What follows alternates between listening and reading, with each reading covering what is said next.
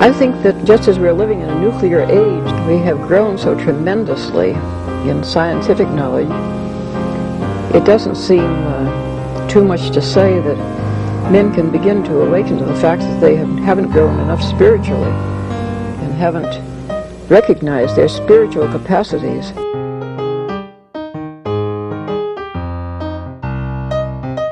Once something like eating is death, then you've struck at the very heart of life. The enemy of the older radical theories may have been the ruling class, but today the stakes of whether we will reform ourselves into a new kind of human being, a new kind of society, whether we will find selves worth being, the stakes of it are simply life itself.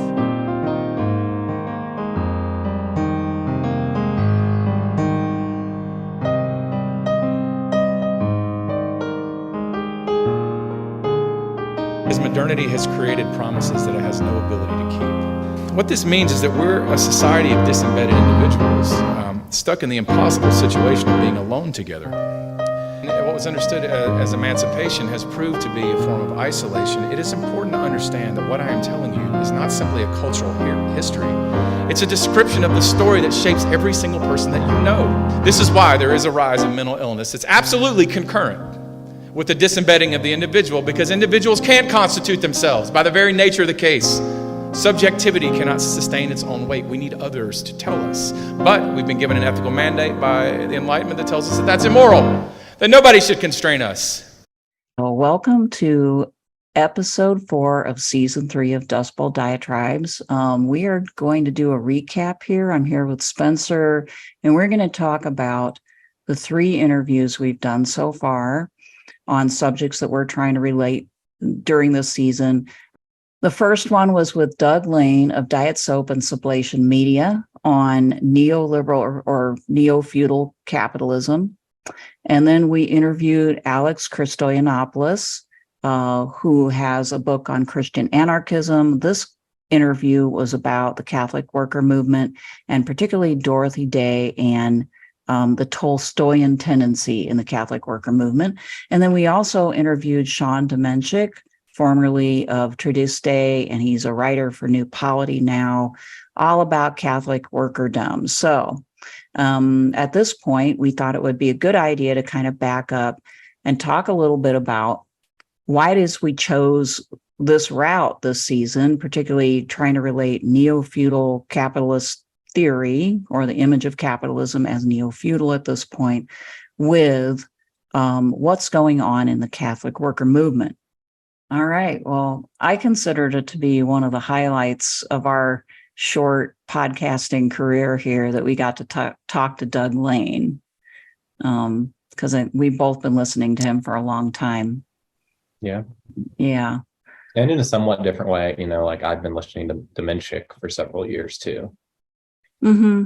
Yeah. Both influential podcasts. Right. Yeah. You introduced me to his stuff on Tradiste a while ago. So these are figures. And then Alex, he was in my Christian anarchism class a couple of years ago that I did for the Morin. And gosh, his book is great. So these were all 3 really, great people to interview. And maybe we should start out with this concept of neo-feudalism that we talked to Doug about. What did you think of Doug's, his take on it? I feel conflicted because I feel like we were told 2 different things. And one of them was that he found it interesting the way we were framing it, because in the Marxist podcast sphere, the feud is between, at least it seems to me to be the case, and him talking to us did nothing to disabuse me of thinking that this is the situation. The state of the question, if you will, is between orthodox or classical Marxists trying to say that capitalism is this evergreen reality that we're always dealing with, and various kinds of post-Marxists, quote unquote, who are trying to say, no, the capitalism itself has mutated so much that it's not even capitalism anymore. We're at neo-feudalism or vectorialism, as I think McKinsey work calls it. So he read to me as kind of caught up in that debate. And where we were trying to go, we were trying to kind of like stake out a middle position where what if it is the successor to neoliberalism? And maybe it's not even the best term, but does anybody have a better term? Because like on Off of Bunga Bunga, they talk about NOBS, neoliberal order breakdown syndrome, which they attribute like a lot of our societal chaos is like liberalism's breaking down, and we don't know how to even conceive of that. We mostly just feel like it's fascism. Like Trump being a case in point, was due to fascist in any substantial way? Probably not. Not in the most serious way, in kind of a comical way, maybe, one might argue. Maybe. and then how much of his power? Yeah. Anyway, that's a whole rabbit hole. But that's an example. Right. Knobs is Trump, whatever he is not probably a fascist without abusing the term. Right. And same like from Chris Cutrone, and it seems like the platypus people, they'll talk about neoliberalism breaking down. They'll talk about the coming like post neoliberalism, but when you ask them what exactly that's going to be like, they seem to be fairly silent.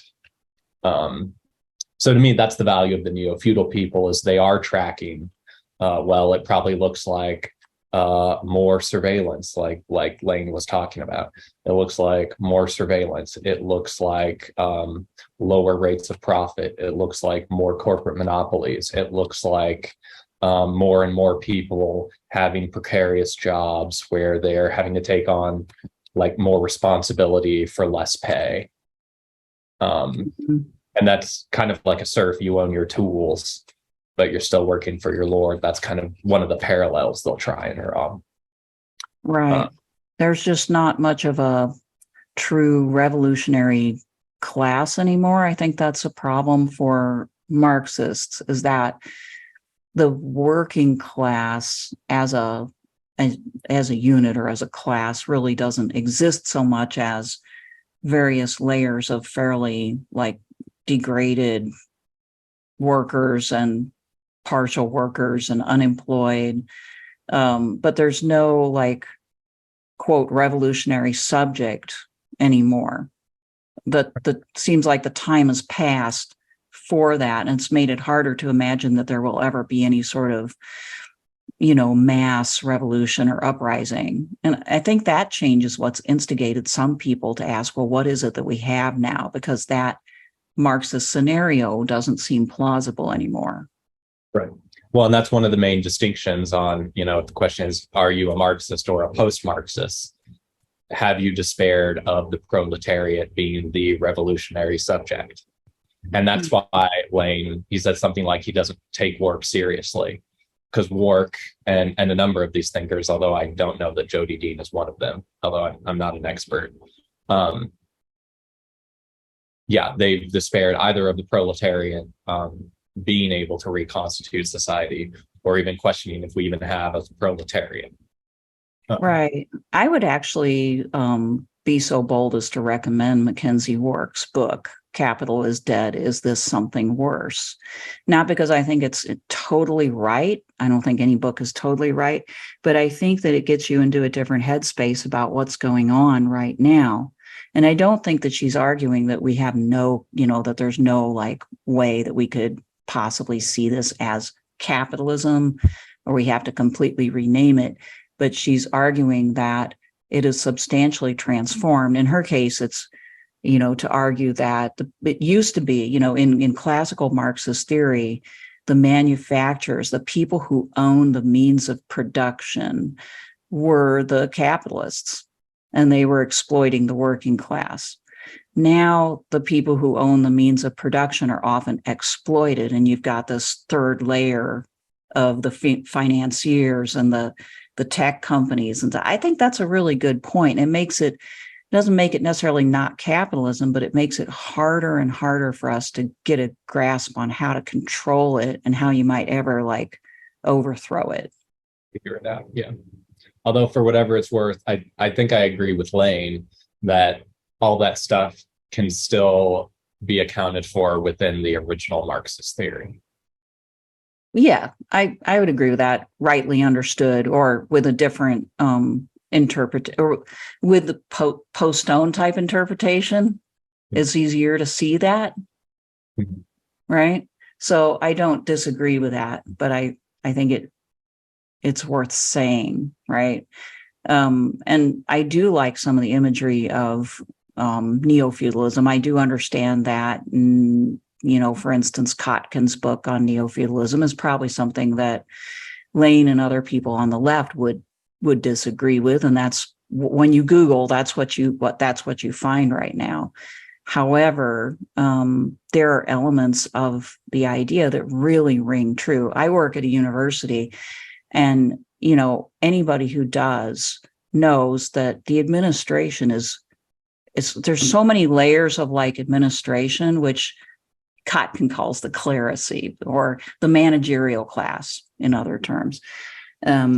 Basically, people with sinecures. Yeah, like layers and layers of overlapping and mutually defeating bureaucrats that probably take up, I don't know, I'm totally guessing, but maybe 75% of the resources available. And I believe the sociological term for this is like administrative capture. But anyway, go ahead. Yeah. And that's very neo-feudal, because in feudalism, you know, wherever you could find yourself some source of like passive income, you know, to use today's terms, wherever you could like kind of plant yourself and extract resources as a noble or as a cleric, there's where you were going to concentrate your efforts. And there wasn't any notion of, oh, you didn't earn that the hard way by working for it. No, like you earned it, so to speak, by existing, you know, because of who you were. So I think that really, I think that resonates not only with me, but probably a lot of other people. Sure. Definitely. That and something tied up with that. Jody Dean one of her main markers for neo-feudalism is she calls it parcelization, which is, she views it as a kind of like regression from centralization. So the trend through a lot of like capitalist development and like the development of a lot of modern nation states has been towards more and more centralization and rationalization. And what more and more people are experiencing is that kind of blossoming of bureaucracies that are sort of in tension with each other, and then it's not even clear who's in charge. Right. And then that leads to, I would say, a sort of senescence or just inefficiency, you know, inefficiency and even a lack of awareness, right? As they bump into each other, there is less, concentrated forward motion or a concerted idea of what the project even is. And on the receiving end, I would also note the people on the receiving end, like the students, the customers, the citizens, they don't know who to turn to answer their questions, to get some help. You know, what layer do you go for? It's a very people find themselves in this labyrinth these days, right? Yeah, Zizek wrote somewhere that like one of the ways that like modern man still experiences the like arbitrary, inscrutable like will of God is through these Kafkaesque bureaucracies. Which I've definitely encountered just like with permit and code stuff in Kansas City. Oh yeah, right. You might as well be talking to, you know, some potentate that you have to kowtow to. You can't reason with systems like that. And everybody has had those experiences. And it's Now you're encountering them when you go to get your sandwich at a fast food restaurant, right? It's all the way down, right? And I think that's made life harder, and it's feudal because, as in feudal times, I there would were say so like many feudal-esque, for whatever that's worth. feudal-esque, feudal-esque, because there were so many layers of authority, some of them competing with each other, like layers of church authority and state authority. That and the noble class, the people could run to one and then the other, but they never knew where they could find solid ground or real shelter for themselves. So, this was an aspect of feudalism that Marx said mystified people and made them less likely to be able to act in a concerted manner. And then capitalism got rid of that mystification and that all those layers of authority and simplified matters. And Marx predicted that would lead to a revolution. Now we're past that point, and we're back into a very complex system of overlapping layers of authority again. Although I would, to just briefly complicate matters, this whole thing is taking for granted a certain amount of like liberal common sense that until relatively recently we had more or less efficient and rational and well-run enterprises and bureaucracies. Yeah, well, I think in relative terms, not absolute terms, but I get your point. Yeah, right. Nothing has ever been like perfectly, but there was probably a time, for a brief period of time, maybe, where if you had something wrong with your product, or you were a student in a university and you couldn't get a class, that there was probably like one person that you could go to get your problem fixed. And now there's not. And so it's worse, I feel like. Yeah, and where it's different is, meanwhile, all of these bumbling bureaucrats will insist that they're actually competent, business-oriented people that are making things more efficient. Yeah, right. And why are they? Because they have the right credentials, because they have the right resume and experience, and therefore, of course, they have the authority. Right. And so it's the curdling of like the meritocratic dreams of modernity. Right. That if all of these elites get sufficiently educated, of course it would be ridiculous that they're elites just because of who their father was. But these people have master's degrees in hotel management. And why do they have them, though? Largely still to this day. In fact, more now than when I was going to college. It's because their fathers have them, or their mothers, right? Because you have to be able to pay for that. Or they hotel management. Yeah, right. Massive debt to service these educational rackets.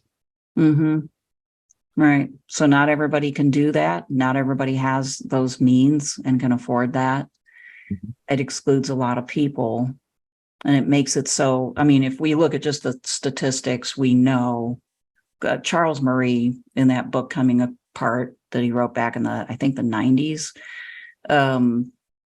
made a very good case just on the basis of just data that was the case. And it's only gotten worse since then. If you're born into a family that has these credentials and degrees and they're professionals, unless you really mess up, you're going to end up being in that class too. And for everybody else, it's a lot harder. Which the dream of liberalism and I guess competent capitalism is everybody will be able to make their own way. There will be relative equality of opportunity. Right. Which I would say it's never been fully true, but I have to say it feels to me like it was more the case when I was in my 20s and 30s than it is now. Because I came from I know I'm harping on education, but that's like where my whole, my background comes from. But I came from a sort of lower middle class family background. We didn't have a lot of money. I was able to go to college on like student aid and scholarships. I didn't have any debt. my parents didn't have to pay any tuition all the way through the PhD. Who could do that now? So we've pulled way back on public funding for things like that could help people get into that class. Not that we necessarily want it to grow any bigger, but that has allowed people with money and with the ability to manipulate the system a lot more access. And it also occurs to me, like, I feel like the second half of the interview with Lain was him talking about, like the Twitter files and what all the government is doing to surveil us and how they are like overlapping with these, nominally private social media companies and all that. It just strikes me that is definitely not mutually exclusive with what we're calling quasi-feudal capitalism. No, because it denotes like so much concentration of power, which I thought he was kind of ambivalent about, that in these information technology companies and social media companies, there's been a great concentration. And that's why, he would argue, I think, that something like Twitter has become a public square, but, it's also just this massive company that under our set of laws has the right to do whatever it wants to. So do all the other major platforms. And, he told us how government is basically pressuring these companies to censor the information that comes out. Why? Because otherwise they'll be taxed more. Didn't I get that story right? That they would be the government is like threatening more taxation or like actually pursuing taxation. I breezed past that. I feel like it might have been more regulation. Okay. Yeah. Okay. But either way, we're talking about a kind of collaboration between the allegedly private and the allegedly public sphere. Right. So they want to avoid regulation or taxation. And so the government has that leverage with them to control what they allow on their supposedly public platforms and what they don't. And Lain is very concerned about free speech, but at the same time, he was ambivalent about breaking those up. I think at that point, I might have mentioned breaking up monopoly power or something like that. And he didn't want to go there because he thought there was something kind of good about these major platforms too, and the fact that that the situation wasn't so diffused that if you said something, you wouldn't be heard by a large number of people. Right. Because he wants this like digital online sphere that's like universal.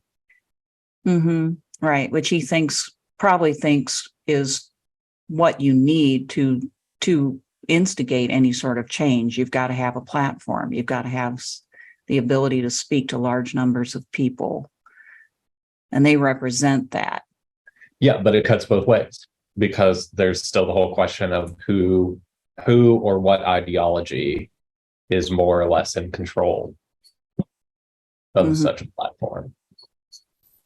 Right. And it very much feels like more and more we are being kind of steered, right, by, I guess, both government and corporate interests into certain avenues and ways of thinking and away from others. And it is disturbing to see even people who I, grossly disagree with being basically, gotten rid of on these platforms, because again, we used to think more seriously about the First Amendment. We used to believe that in order for me to be free, I have to tolerate you. And I think that's waning. Why is it waning, though? I think it's in the interest of these people. That sounds so conspiratorial, doesn't it? But Sure. like it's in the interest of these But my people. argument is, if quasi-feudalism is real, it will be a conspiratorial time. There will be neo-inquisitions. Yes, and then we know there are, right? And every time that happens, it just makes things even worse. People get more worried, paranoid, conspiratorial in their way of thinking. Ultimately, though, I don't know if any of that matters. People can feel however they want. It doesn't seem to upset the system a whole lot. If you're just a serf, the beauty of it is your feelings are not really a threat to the system. Like Right. Theoretically, an individual citizen whose voice will be heard through elections would be. But so for whatever reason, he said quasi-feudal capitalism is kind of an interesting idea, but he prefers to call it a society of control. And I wish I had thought in a moment to ask him why he prefers that. Like, I assume he just doesn't like all the post-Marxist connotations of neo-feudalism. Yeah, probably. I got the sense that it might be kind of a matter of semantics, but it would be interesting to have him back at some point and ask him what he meant by that exactly. Maybe it's sort of like, I know that he's influenced by Debord and the whole society of the spectacle way of thinking, and that, I mean, it's really no wonder he's now very concerned about freedom of speech, given that concerns him. Yeah. And yeah. Although, for whatever it's worth, I think he's fairly ambivalent about the situationists because Debord was just so post-Marxist. Mm-hmm. The notion of the spectacle is not a great Marxist construct. I think it should be.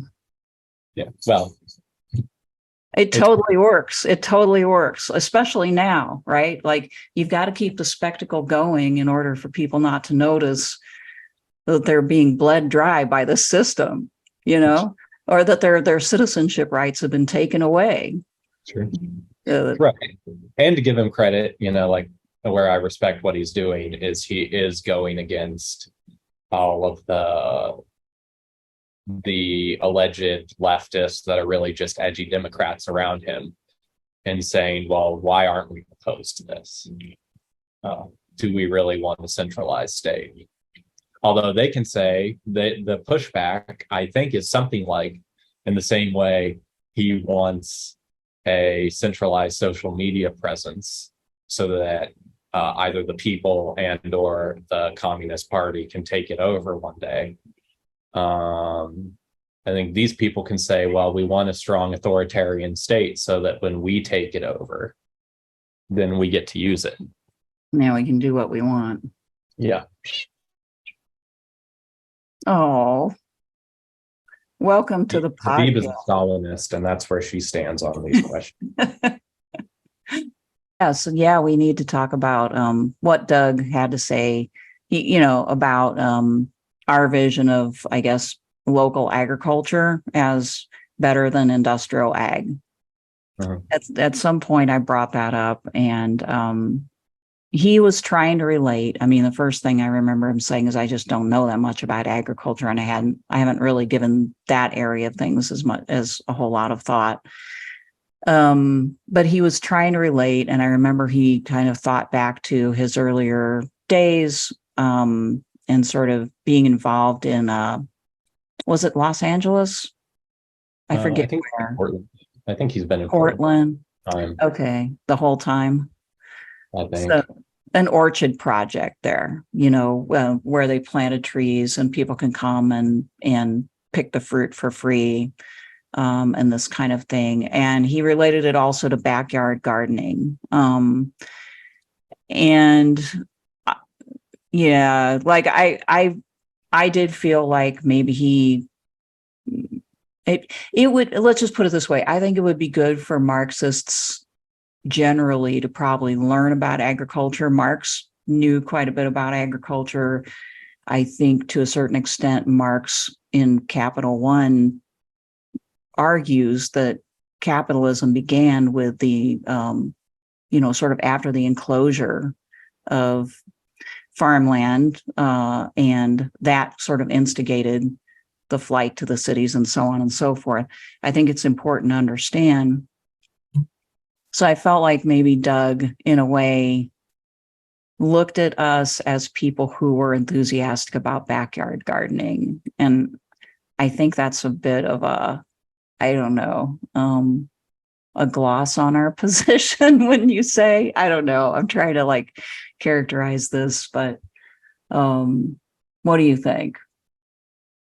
Yeah, I mean, I think, and it's what I get a lot, and to me, it goes back to, it's easier to imagine the end of the world than the end of capitalism. Like in this instance, when people imagine, and it's not helped by the types of people that are talking about how we should change our food system, they tend to be, well, we need backyard gardens, we need local market gardens, and if we just have that plus some food hubs, then we can all just be eating locally. And what that's missing is either the massive amount of like technological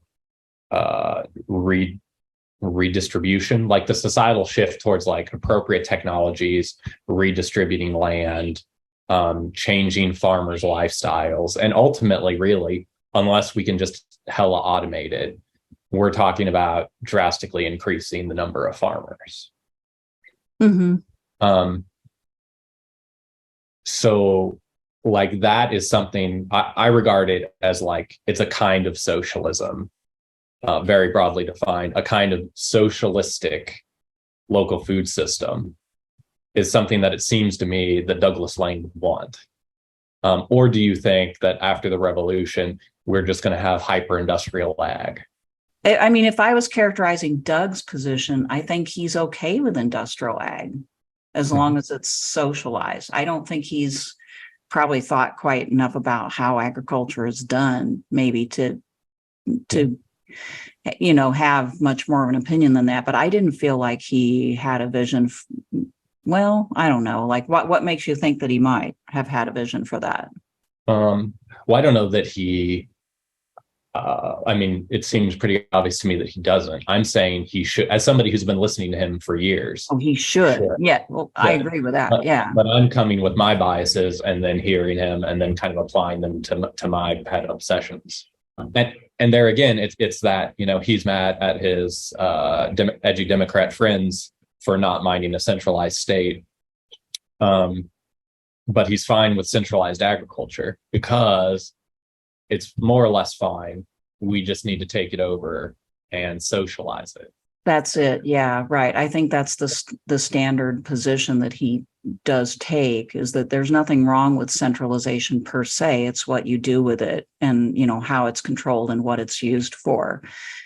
Whereas in this case, first of all, I do want to point out, on Dustbowl Diatribes, we have spent a lot of time demolishing the notion that the world will be saved by people having idealistic notions about backyard gardening and farmers markets and market gardening through your own experience as well as just observation and reading.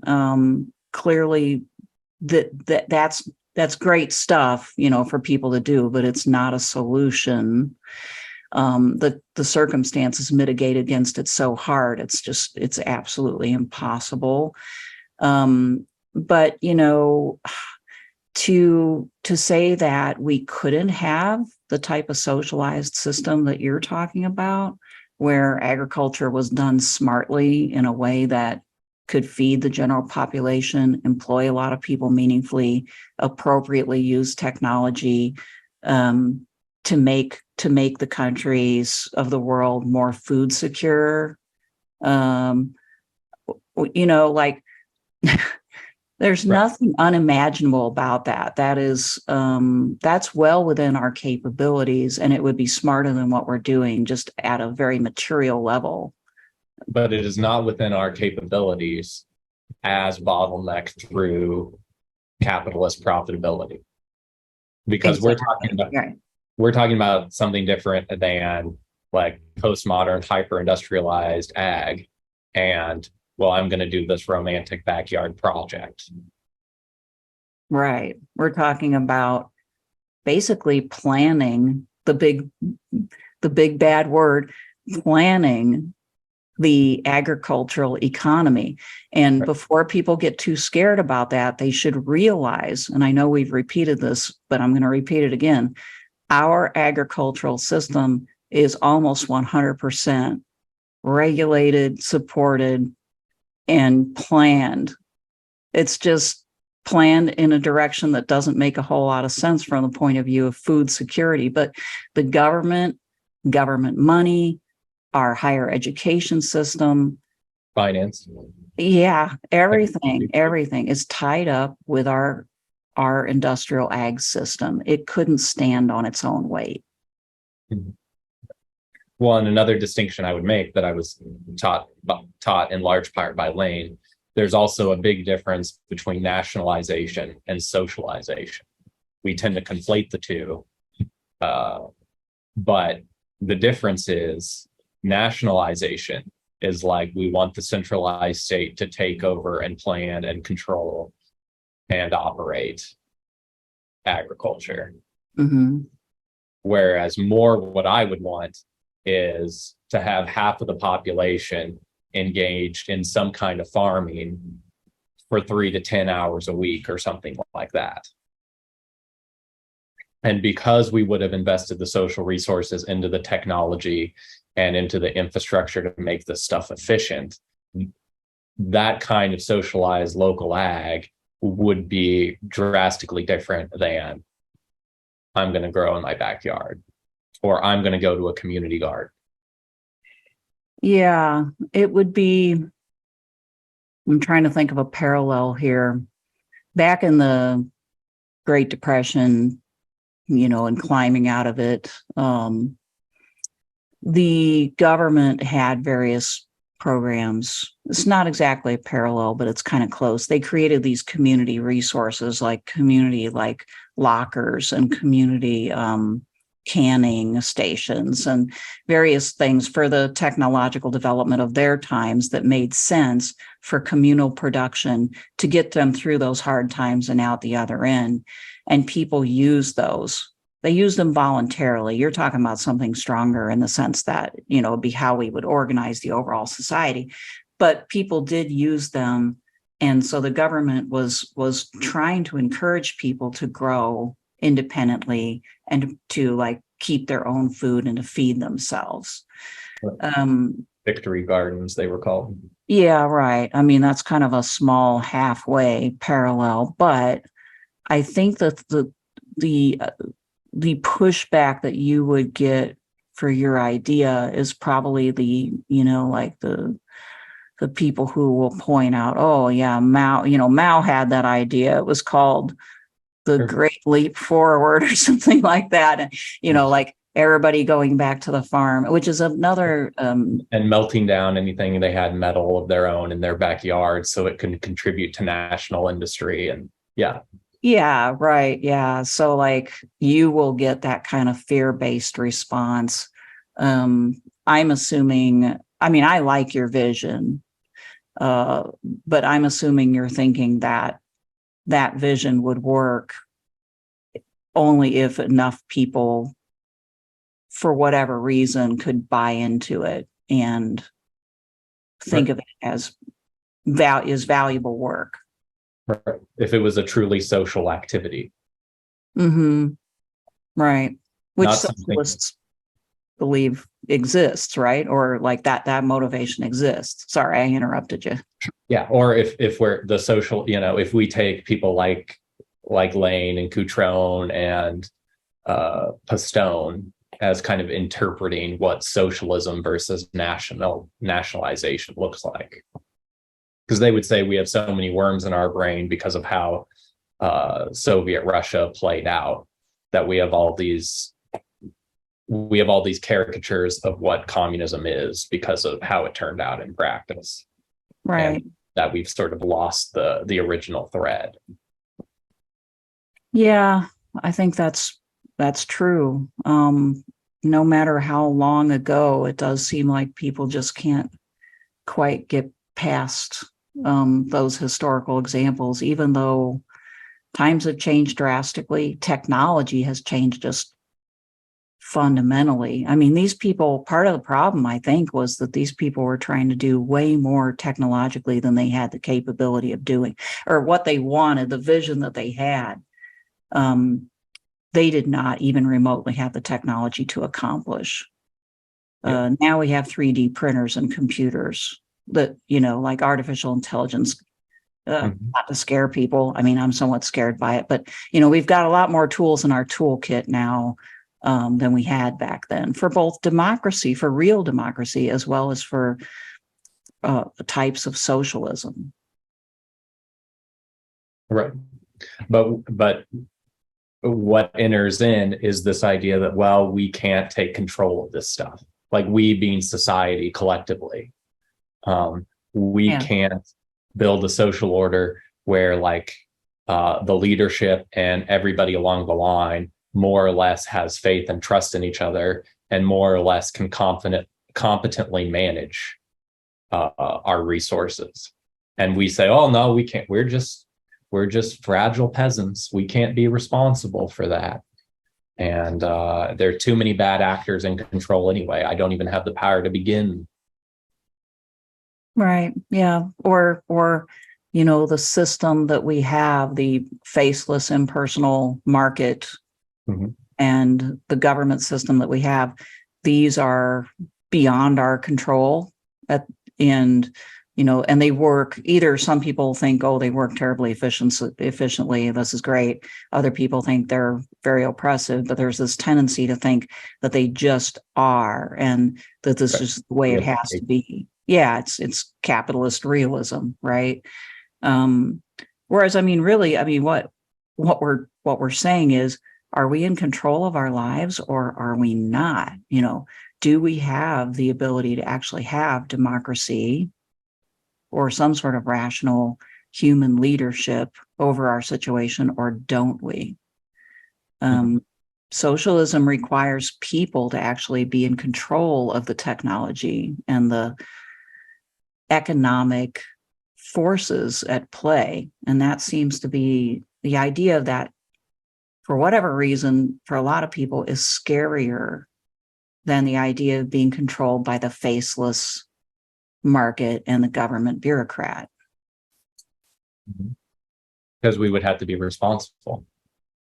Yeah, right. We would have to be responsible. We'd have to have an actual democracy instead of a fake one, which is what we have, And it wrote another reason I like the quasi-feudal is, if the caricature of feudalism is true, that most people more or less believed that they lived in this hierarchical society that maybe wasn't super rational, but at least it was ordained by God and it's out of their control.